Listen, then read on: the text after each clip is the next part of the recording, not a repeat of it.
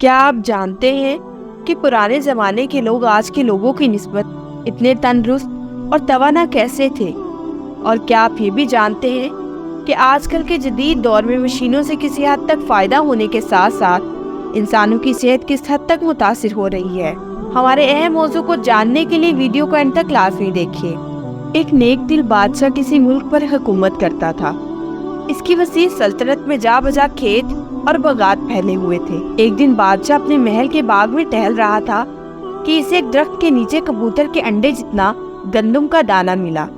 پہلے تو وہ حیران ہوا اور اسے پتھر سمجھا، مگر جب اس نے غور سے دیکھا تو وہ معلوم ہوا کہ وہ گندم کا دانہ ہے، جو موجودہ زمانے کے دانے سے کئی گنا بڑا ہے۔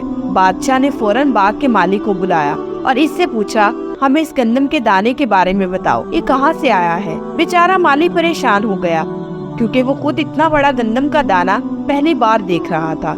اس نے جواب دیا، بادشاہ سلامت، میں نے ایسا دانہ آج سے پہلے کبھی نہیں دیکھا اور نہ اس کے بارے میں کبھی سنا ہے۔ شاید آپ کے وزیروں میں سے کسی کو اس کے بارے میں علم ہو۔ بادشاہ کو یہ مشورہ اچھا لگ گیا۔ اس نے فوراً تمام وزیروں کو دربار میں بلا لیا۔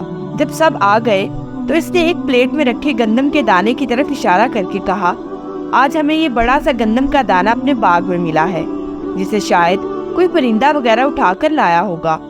آپ میں سے کسی کو اس کے بارے میں معلوم ہے کہ یہ کہاں سے آ سکتا ہے اور کہاں اتنے بڑے دانوں والی گندم اگتی ہے؟ سب وزیر خاموشی سے ایک دوسرے کو دیکھ رہے تھے اور سوچ رہے تھے کہ شاید بادشاہ کو غلط فہمی ہو گئی ہے، جو اتنی بڑی چیز کو گندم کا دانہ سمجھ رہے ہیں۔ مگر جب انہوں نے اسے چھو کر دیکھا تو وہ بھی حیران رہ گئے۔ کسی کے پاس بادشاہ کی تسلی کے لیے جواب نہ تھا۔ یہ دیکھ کر بادشاہ جھنجھلا گیا۔ اس صورتحال کو دیکھتے ہوئے اس کے ایک دانا اور زیرک وزیر نے اسے مشورہ دیا، بادشاہ سلامت، ہم سب وزیر امور سلطنت میں مصروف رہتے ہیں، اس لیے ہم نے کبھی اس طرف دھیان نہیں دیا۔ میرے خیال میں کسی بوڑھے کسان سے پوچھنا چاہیے جو اس کے بارے میں صحیح معلومات دے سکے۔ بادشاہ نے یہ سن کر کچھ سوچا اور اپنے سپاہیوں کو کسی بوڑھے کسان کو پیش کرنے کا حکم دے دیا۔ کچھ دیر بعد ایک نہایت بوڑھا آدمی دو لاٹھیوں کے سہارے بادشاہ کے پاس پہنچا۔ اس کے بال سفید ہو چکے تھے اور منہ میں دانت بھی نہیں تھے، آنکھیں بھی کمزور تھی۔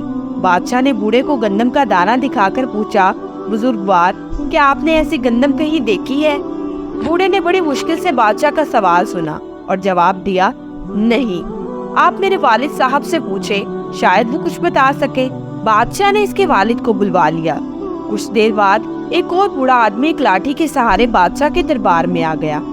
اس کے سفید بالوں میں کچھ کالے بال بھی تھے، منہ میں بھی 2-4 دانت سلامت تھے، نظر بھی کچھ بہتر تھی۔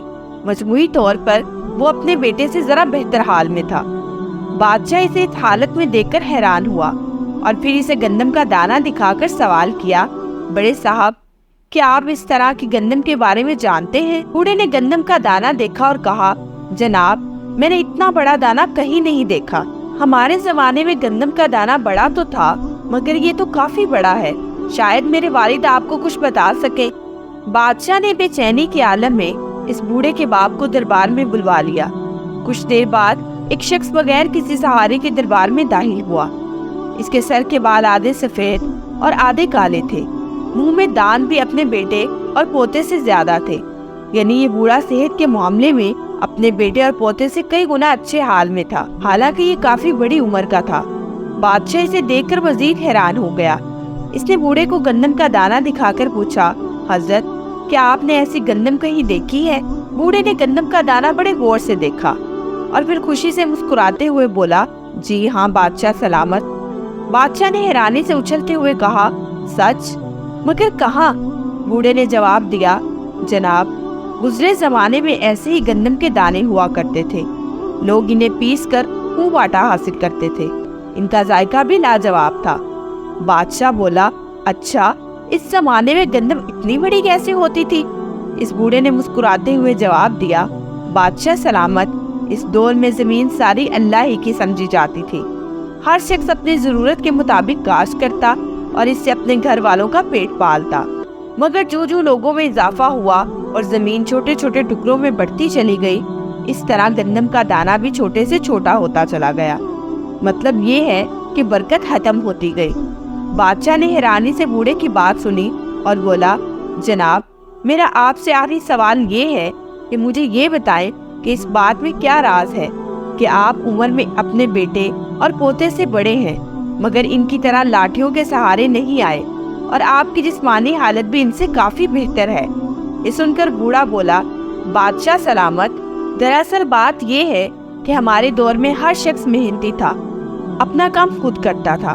हम सुबह से शाम तक लगातार मेहनत करते थे और किसी दूसरे पर इन्हिसार नहीं करते थे। मगर जैसे जैसे जमाना बदला, लोग दूसरों के मुहताज होते गए। खेतों में काम करने के लिए मजदूर रख लिए गए और दीगर सहूलियात से फायदा उठाना शुरू कर दिया। इससे वो कमजोर होते चले गए। मेरा बेटा एक लाठी के सहारे आया, मतलब इसने दूसरों पर इन्हिसार तो किया मगर कुछ कम, जबकि मेरा पोता 2 लाठियों के सहारे आया, मतलब वो मुकम्मल तौर पर दूसरों से काम लेता है। आज के लोग इसीलिए कमजोर और नातवा हैं। बादशाह इस बूढ़े से बहुत मुतासिर हुआ। इसने इसे इनाम देकर अपने दरबार में मशीर रख लिया। मुझे उम्मीद है कि नाजरीन के लिए आज की वीडियो बहुत ही दिलचस्प और मालूमाती रही होगी, और अगर आप चाहते हैं कि हम ऐसे ही आपके साथ अहम मौजू शेयर करते रहें तो हमारे चैनल को लाइक, शेयर और सब्सक्राइब करना मत भूलें और बेल आइकन का बटन जरूर प्रेस करें ताकि हर नई वीडियो का नोटिफिकेशन आपको आपकी स्क्रीन पर मिले। अब मुझे इजाजत दीजिए। शुक्रिया। अल्लाह हाफ़िज़।